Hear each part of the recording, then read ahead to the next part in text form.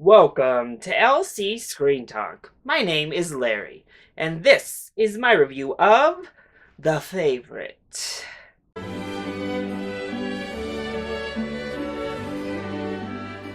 This was definitely one of my more anticipated films of the winter Oscar season.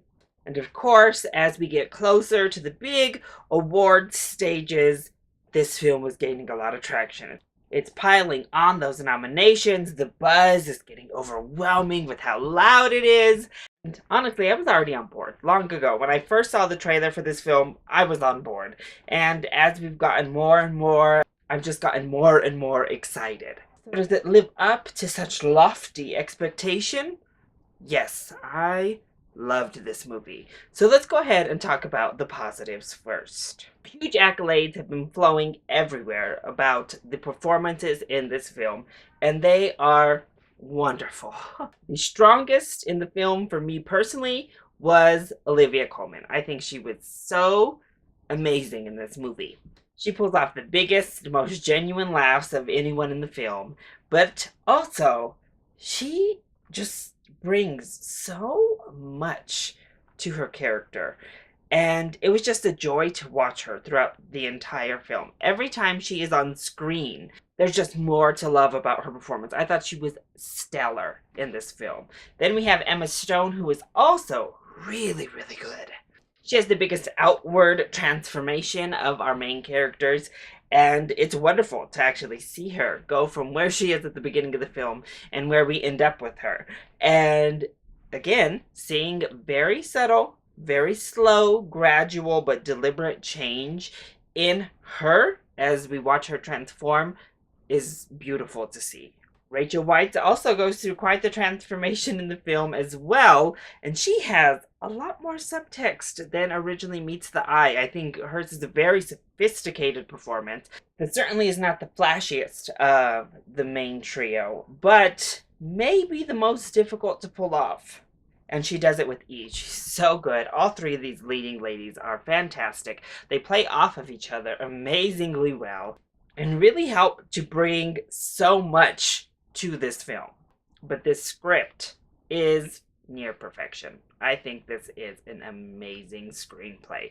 First of all, the witty dialogue is just amazing. It is so smart, it is so funny, it is so well developed, and as a story, it unfolds in such a creative, sophisticated, beautiful way. What works so well is the evolution of the script. We go from just a straight up satirical farce, and then we evolve that. We evolve the more satirical aspects of the film. And the satire itself begins to manifest into really fantastical elements that also worked very well.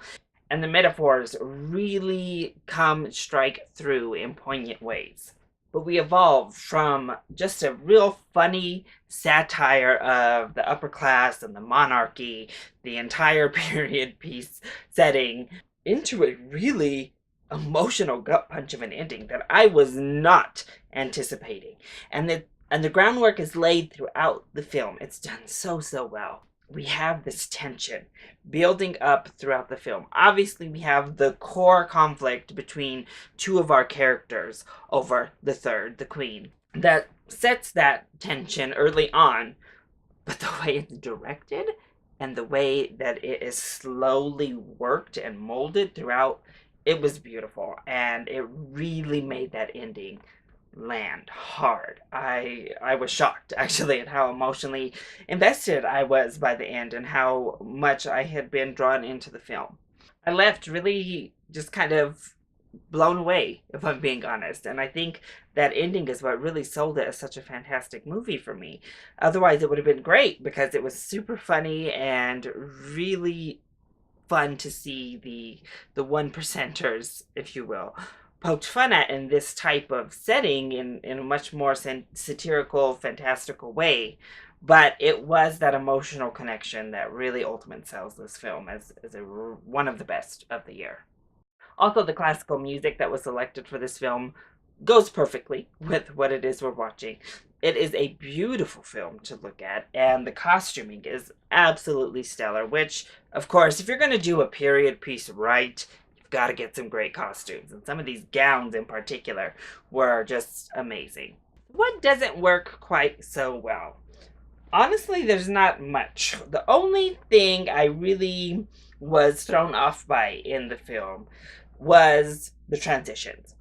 There's quite a few, like, fade transitions where we take one scene and we just kind of like fade right into the next and overlay.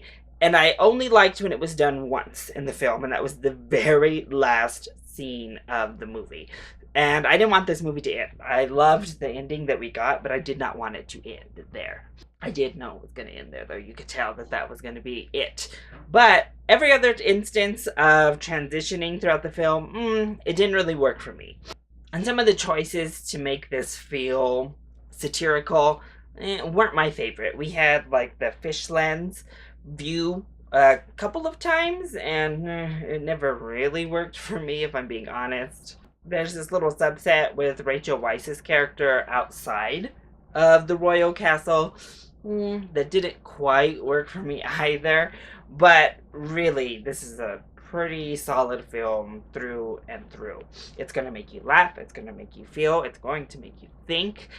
All of those combined into one. The Lobster was a good place for this director to set the groundwork, but I think this is a much better film in literally every single aspect to The Lobster. So if you love satires, if you are into period pieces, either one, even though this heavily makes fun of a lot of period pieces, I think you're going to love this film. Like, really, really love it. If you're looking for a really smart, well-executed, just overall great comedy that has a surprising emotional punch, this is the perfect film for you for this season. So I say, once The Favorite is out in a theater near you, go seek this film out. It is definitely worth that full price ticket. So, that is my review of The Favorite. I hope you enjoyed it. If you did, go ahead, click like down below and subscribe to the channel so you are always up to date on our latest videos. Also, join in on the discussion. Are you excited to see The Favorite, or have you already seen it? If you have, let me know your thoughts either in the comment section down below, or you can hit me up on Twitter. I love you all so much for your support. Mwah! Thank you for watching, and I'll see you next time. Bye!